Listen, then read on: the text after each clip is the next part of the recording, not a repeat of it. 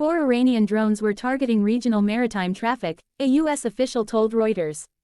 U.S. Central Command said on X that the U.S. then struck Iran's surveillance sites in Gorik and Chusheim Island, which are both on the Strait of Hormuz.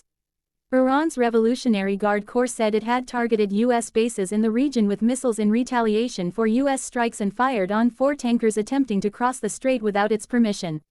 Kuwaiti air defenses were intercepting missile and drone attacks of undisclosed origin, state media reported, while in Bahrain sirens sounded and residents were urged to seek shelter. Iran said it had hit U.S. bases in both countries with ballistic missiles, but the U.S. military said 6 missiles were intercepted and a 7th did not reach its target. The U.S. and Iran have been engaged in largely indirect negotiations to secure an interim deal to halt the 3-month-old war that would leave issues including Iran's nuclear program to further negotiations.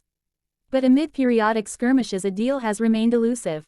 As part of any agreement, Tehran wants access to billions of dollars in oil revenue, waivers on sanctions on crude exports, the lifting of a U.S. blockade on its ports and leverage over the strait. Iran has effectively blocked the strait, where about a fifth of the world's oil transited before the war. U.S. President Donald Trump is facing mounting domestic political pressure due to rising gas prices to bring the unpopular war to an end. He told NBC that while most of Iran's drone and missile manufacturing facilities had been destroyed, the Iranians still have access to about a fifth of their missiles. They have some missiles, they have some drones.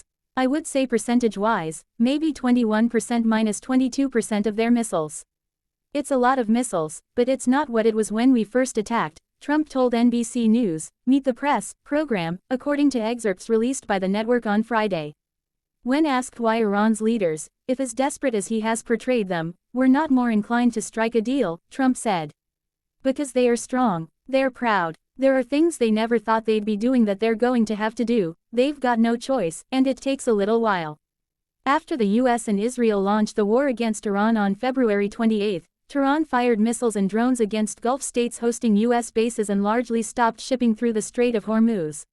The conflict has driven up oil prices and disrupted supply chains for other products.